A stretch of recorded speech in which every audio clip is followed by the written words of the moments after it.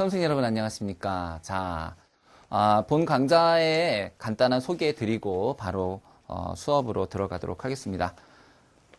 이 펀드 투자 상담사라는 시험은요, 여러분, 떨어뜨리는 게 목적이 아니라 붙이는 게 목적입니다. 그걸 어떻게 하느냐? 60점 합격이기 때문에 그래요, 여러분. 60점 합격인 과목들은 대부분 좀 인력을 많이 양성하는 게 목적이지 떨어뜨리는 게 목적은 아닙니다. 정해진 인원이 없거든요. 물론 이제 상담사가 많을 때는 인원을 조정하긴 하죠. 난이도를 가지고. 그렇긴 하지만 여러분들이 일정한 공부량만 달성을 하면은 충분히 60점 이상을 받아서 합격할 수 있는 시험이다라고 보시면 됩니다. 네, 욕심을 내지 마세요. 여러분들이 공부하시다 보면은 이 펀드 투자 상담사에도 분명히 좀 어려운 부분들이 들어갑니다. 뭐 수압도 들어가요. 근데 이 모든 것들을 다 내가 완벽하게 공부하고 시험 보러 가야 되겠다 생각하시면 점점 머리 아파집니다. 그러지 마시고요. 일정한 부분 버려야 될 건 버려야 됩니다. 여러분들이 집중적으로 공부해서 고득점을 얻어야 될 부분과 그 다음에 그렇지 않은 부분 나눠지거든요. 제가 이제 수업을 진행하면서 매 과목 시작할 때마다 이 부분은 우리 전략 과목이다. 여기선 정말 몇 점 이상을 받자 이런 말씀을 드릴 텐데 제 전략은 그래요. 모든 부분들을 다 열심히 공부해서 고득점을 받는 게 아니라 고득점이 나올 수 있는 부분을 집중하고 그 다음에 그렇지 않은 부분들은 조금 이제 반타작, 과락은 면해야 되니까 뭐 이런 식으로 제가 수업을 진행해 나갈 겁니다. 예, 그래서 여러분들로 하여금 저는 여러분들을 합격시켜서 펀드 투자 상담사로 만드는 게 목적이지 여러분들한테 펀드를 열심히 교육시켜서 펀드에 대한 교수님을 만드는 게 제 목적이 아닙니다. 그런 학습의 목표를 같이 이해하시고 공감하신다면은 제 수업을 듣는데 좀 도움이 될 것 같고요. 그 다음에 이 시험은 총 3과목으로 구성이 되어 있는데 이 3과목 중에서 1과목, 2과목을 제가 담당하고요. 3과목은 우리 이제 부동산은 별도로 저보다 훨씬 부동산에 대해서 많이 알고 계신 우리 남경부 선생님이 맡아서 진행을 해주시도록 하겠습니다.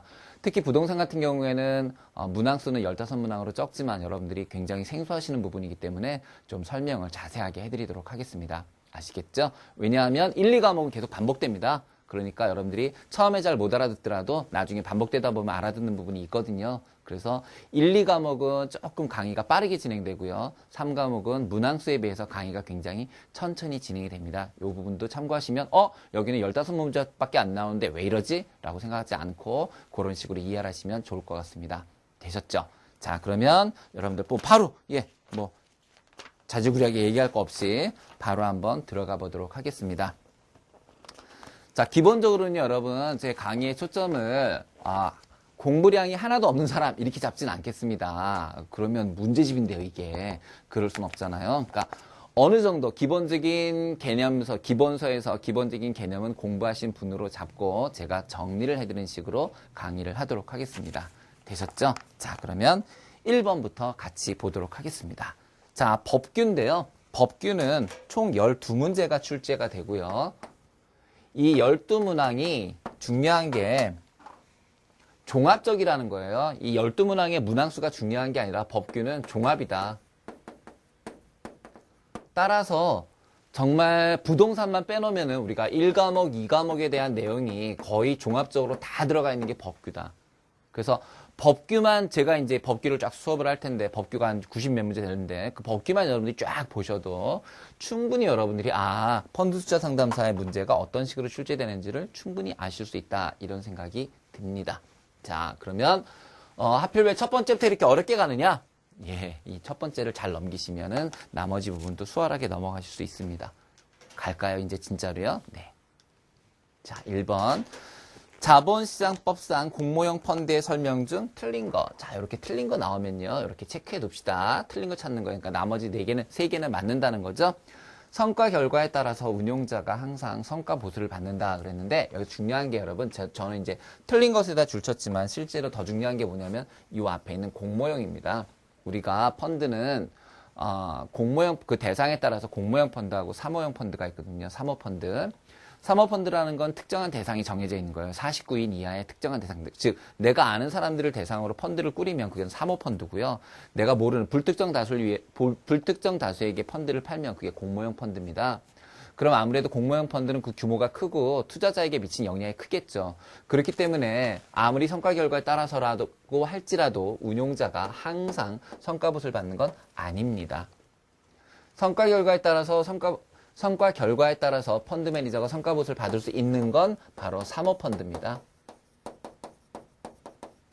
그래서 이렇게 생각하시면 돼요. 우리가 이제 공모펀드, 사모펀드라는 말을 많이 보게 될 텐데 공모펀드라는 건 불특정 다수를 대상으로 하기 때문에 정부의 규제가 강하다. 그래서 웬만하면 해서는 안 되는 것들이 많다. 하지만 사모펀드는 이거는 지들끼리 하는 거니까, 즉 개인과 개인의 펀드잖아요. 여러분들이 그 생각하면 돼요. 여러분들이 개한다고 생각하면 돼요. 서로 돈 모아서 개한다. 근데 그 개하는데 국가가 간섭한다. 웃기잖아. 그죠? 그래서 사모펀드는 거의 규제가 거의 없다. 아주 없는 건 아니지만 규제가 거의 없다. 매우 낮다. 이렇게 보시면 됩니다. 그 답이 1번이 되는 거고요. 2번, 자금 운영 과정의 투자자는 소극적인 역할을 담당한다 그랬는데 투자자는 자산 운영에 대해서 지시할 수가 없기 때문에 소극적인 역할밖에 담당할 수가 없고요.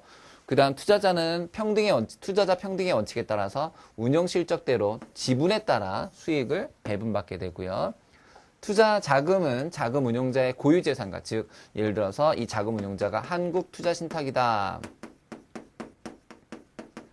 그럼 한국투자신탁이 자기네들이 운영하는 돈이 있어요. 그 고유 재산과 고객의 신탁 재산이 분리되어야 합니다. 예, 그래서 정답은 1번이 되는 그런 문제. 예, 가볍게 1번 통과. 예. 두 번째 문제 가볼게요. 자, 신탁 계약의 주요 내용을 변경할 때 수익자 총회에서 의결한 사항이다. 틀린 걸 찾아라 그랬습니다. 투자 신탁회사는 수익자 총회가 있고요. 투자 회사는 주주 총회가 있습니다. 예, 그래서 투자 신탁의 수익자 총회 의결 사항인데 틀린 걸 찾아라 그랬는데요. 수익자 총회라는 거는 수익자가 모두 모인 거니까 이렇게 생각하시면 돼요. 중요한 사항을.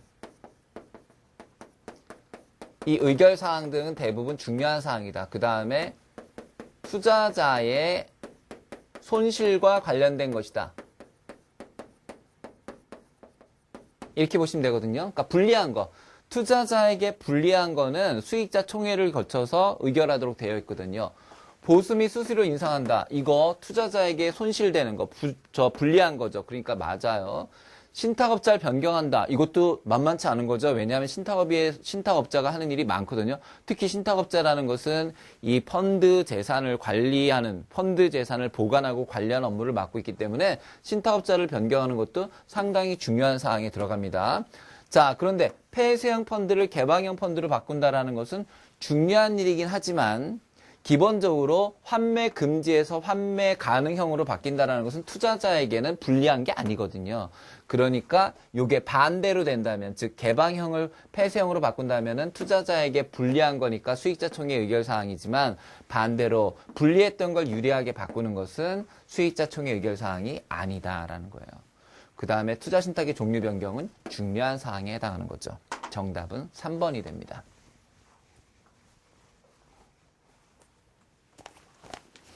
자, 3번 문제 갈게요. 펀드 회사 중 신탁업자의 업무가 아닌 것은 그랬네요. 펀드 재산의 보관 및 관리. 신탁업자는 일반적으로 여러분 은행이 됩니다. 은행이. 제가 증권회사 다닐 때 이제 이런 법인 영업을 많이 해봤는데 법인 영업을 하다 보면 이제 펀드 관련된 일들도 많이 하거든요. 주로 국민은행이 이런 거 많이 합니다. 국민은행이.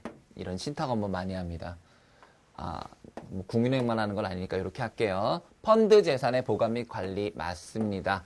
자산운용회사의 운영 지시 등에 대한 감시, 즉 무슨 말이냐면은 이걸 잘 하고 있는지에 대한 감시, 자산운용회사에 대한 감시, 중요한 내용입니다. 이게.